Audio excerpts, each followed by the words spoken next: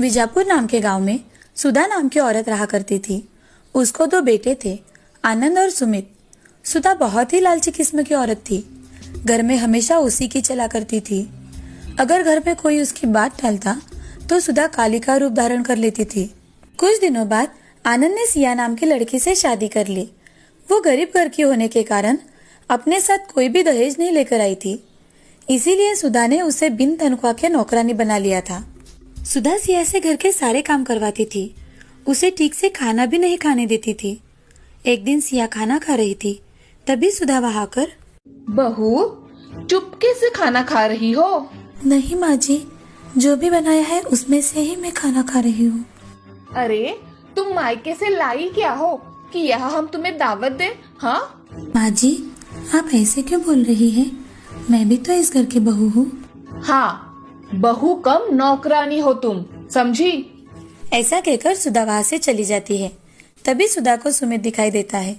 सुधा सुमित से, बेटे सुमित, तुम तो ऐसी कलमुही को घर मत लाना। मैं तुम्हारी शादी एक अमीर लड़की से कर दूंगी, ठीक है ना? अरे माँ, तुम्हें जो ठीक लगे वो करो, मुझे मत बताओ। मैं ऑफिस जा रहा हूँ। ठीक है बेटा। ऐसा कहकर सुमित वहाँ से चला जाता है। यह सब बातें सिया सुन लेती है। उसे बहुत ही बुरा लगता है। फिर भी सिया चुपचाप से काम किया करती थी। सुधा के कहे अनुसार सुमित की शादी धनवान सेठ की लड़की प्रिया से कर दी गई। दोनों की शादी बड़े धूमधाम से हुई। उस शादी में कपड़े, गहने, घर की वस्तुएं तथा सोने भी दहेज में मिला था। प्रिया घर में आकर एक कुर्सी पर बैठ जाती है और अपनी सासू माँ से, हमारे घर में नौकर नहीं है क्या? मुझे तो कोई नौकर दिखाई नहीं दे रहा। बहू, इस घर में हम दोनों ही काम करती है, नौकर मैंने ही नहीं रखा। मुझे मेरे काम करने के लिए 2 नौकर चाहिए सासू माँ। तुम्हें नौकर क्यों चाहिए बहू? तुम्हें जो चाहिए वो हमसे मांग लेना, हम तुम्हें ला कर देंगे। फालतू नौकरों पे पैसे क्यों खर्च करना?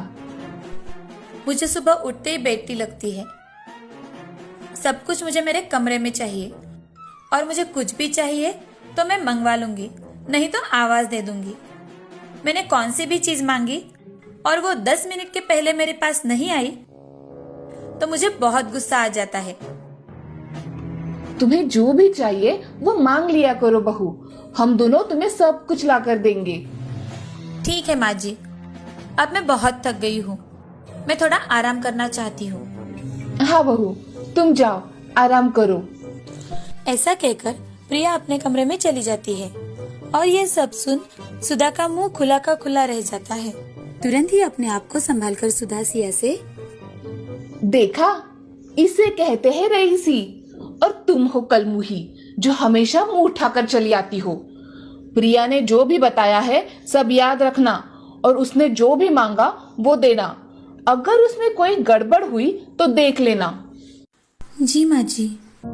ऐसा कहकर सिया वहाँ से चली जाती है और अपने काम करके सोने चली जाती है। अगले दिन सुबह होते ही प्रिया आवाज देती है, अरे सासू माँ, कॉफी लाओ जल्दी। प्रिया की आवाज सुनकर सिया जल्दी से कॉफी बनाकर उसके कमरे में लेकर जाती है। प्रिया की सेवा करने में ही सिया का पूरा दिन निकल गया और घर का काम जैसे के तैसे ही रह गया। अब सारा काम पड़ा देख सुधा मन में, आज इस सिया की बच्ची को तो मैं कुछ काम भी नहीं बोल सकती। वो आज पूरा दिन छोटी बहू के काम कर रही है। चलो, मैं ही घर के काम कर लेती हूँ। सुधा ने उस दिन सारे काम खुद ही कर लिए। झाड़ू, पोछा, बर्तन, सभी काम उसने अकेले ही कर लिए। काम करने की आदत न रहने के कारण उसके हाथों और पैरों में दर्द होने लगा था। सुधा थकने की वजह से सोफे पर बैठकर आंखें बंद करने लगी। तभी छोटी बहू प्रिया अपने हाथों में पैसों से भरा हुआ बैग लेकर आती है और वहां आकर सुधा से, माँ जी, मैं क्लब में किटी पार्टी के लिए जा रही हूँ और मुझे लौटने में थोड़ी देर हो जाएगी, बाय। ऐसा कहकर प्रिया क्लब में चली गई। यह सिलसिला हर रोज का होने लगा। सिया दिन भर प्रिया की सेवा करते करते थक जाती थी और सुधा वो घर के काम करते करते थक जाया करती थी, और प्रिया वो अपने सहेलियों के साथ हर रोज किटी पार्टी करने चली जाया करती थी। घर के काम करके अब सुधा बहुत थक गई थी, और तो और उसमें प्रिया हर रोज पैसे किटी पार्टी में खर्च किया करती थी। ये देख सुधा अपने बेटे सुमित से, सुमित, जरा इधर तो आना। हाँ माँ, तुमने मुझे बुलाया? हाँ बेटे, आओ यहाँ बैठो। क्या बात है माँ? अरे बेटा, प्रिया हर रोज किटी पार्टी में जाकर पैसे खर्च करती है। मैं और सिया काम करके थक जाते हैं। तुम ही प्रिया को कुछ समझाओ ना। माँ, तुम्ही ने तो उसे सर पे चढ़ा के रखा था कि धनवान की लड़की है, उसने जो कुछ मांगा वो तुमने उसे दिया, और तो और बेचारी भाभी को भी उसकी सेवा में लगा दिया। अगर मैंने उसे अभी कुछ कहा तो वो बोलेगी मैंने ढेर सारा दहेज देकर तुम्हें खरीदा है। मैं उसे कुछ नहीं कह सकता माँ, आप औरतें आपस में संभाल लो। ऐसा कहकर सुमित वहाँ से चला जाता है। यह सुन सुधा चुप हो जाती है। कुछ दिनों के बाद सुधा का फोन कंटिन्यू बजने लगा। तभी सुधा ने फोन उठाकर, हेलो। क्या आप घर में काम करती है? सुधा ने गुस्से से अपना फोन कट किया। तभी उसका फोन फिर से बजा। सुधा ने फोन उठाया। हेलो। आपको फिश करी बनानी आती है क्या? आप कौन हो? और मैं काम वाली नहीं हूँ, समझी? मुझे फेसबुक पर आपका नंबर दिखा, इसीलिए मैंने कॉल किया। तुम्हें किसने दिया मेरा नंबर? हाँ, प्रिया मैडम ने हमें ये नंबर दिया है। तुम फोन रखो, मैं किसी के यहाँ काम नहीं करती। तभी गुस्से में सुधा प्रिया से, प्रिया, प्रिया कहाँ हो? क्या हुआ माँ जी, आपने आवाज दी? बहू, मेरे मोबाइल पर सुबह से अननोन नंबर से फोन आ रहे हैं। और काम करती हो क्या? फिश बनाती हो क्या? ऐसे कुछ वो औरतें बोल रही थी। मैंने उनसे पूछा तो तुमने ही मेरा नंबर दिया उन औरतों को, ऐसा वो बोल रही थी। अरे हाँ माँ जी, मैंने ही आपकी पोस्ट फेसबुक पर डाली थी। किसी को इतनी काम करने वाली अच्छी सास चाहिए तो कॉल करे, और लोगों ने आपके नंबर पर कॉल करके पूछा होगा, है ना माँ जी? वैसे भी मुझे क्लब के लिए थोड़े पैसे कम पड़ रहे थे, इसीलिए मैंने आपकी पोस्ट दे दी। मैं कहीं नहीं जाने वाली, समझी? और मैं काम वाली नहीं हूँ। माँ जी, इस पोस्ट से हमें बहुत पैसे मिलेंगे, और जो भी कस्टमर हमें अच्छे पैसे देंगे उससे हमें डील फाइनल करनी है। बहू, तुम क्या कह रही हो? तुम्हें समझ में आ रहा है? अपनी सास को बेचोगी क्या? अरे माँ जी, मैं हस्बैंड फॉर सेल भी लगाने वाली हूँ। जो भी अच्छी डील होगी उसका हमें ही तो फायदा मिलेगा, और आप जैसी दयालु सास किसी को कहाँ मिलेगी। मैं कहीं नहीं जा रही, और तुम तुम्हारा देखो और मैं मेरा देखती हूँ, समझी? ऐसा कहकर सुधा रसोई घर में चली जाती है। उसे उसकी गलती का एहसास हो गया था।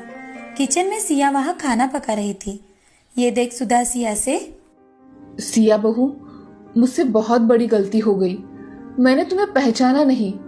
हमेशा तुम्हें मैं तुम्हारी गरीबी की वजह से ताने मारते रही, और प्रिया बहू धनवान है, इसीलिए उसे हमेशा सर पे चढ़ा के रखा। वो कहती है कि वो अपने पति को और मुझे भी बेचेगी। मैंने तुम्हें जो सताया उसके लिए मुझे माफ कर दो बेटी। माँ जी, आप मुझसे माफी मत मांगिए, आप मुझसे बड़ी हैं। मैंने आपको कब का माफ कर दिया है माँ जी। बहू, तुम्हारा मन कितना अच्छा है, तुमने मुझे सच में माफ कर दिया। हाँ माँ जी। तभी प्रिया वहाँ आ जाती है, और प्रिया अपनी सास से, माँ जी, आप में बदलाव है इसलिए तो हम सबने मिलकर ये नाटक किया। आप हमेशा दीदी गरीब घर की लड़की है ऐसा कहकर उनका अपमान करती रही है। ये सुन दीदी बहुत दुखी हुआ करती थी। आपको इसका एहसास हो इसीलिए हमने ऐसा किया। वास्तव में मैं हर रोज किटी पार्टी के लिए नहीं जाती थी, मैं काम करने हर रोज ऑफिस जाया करती थी।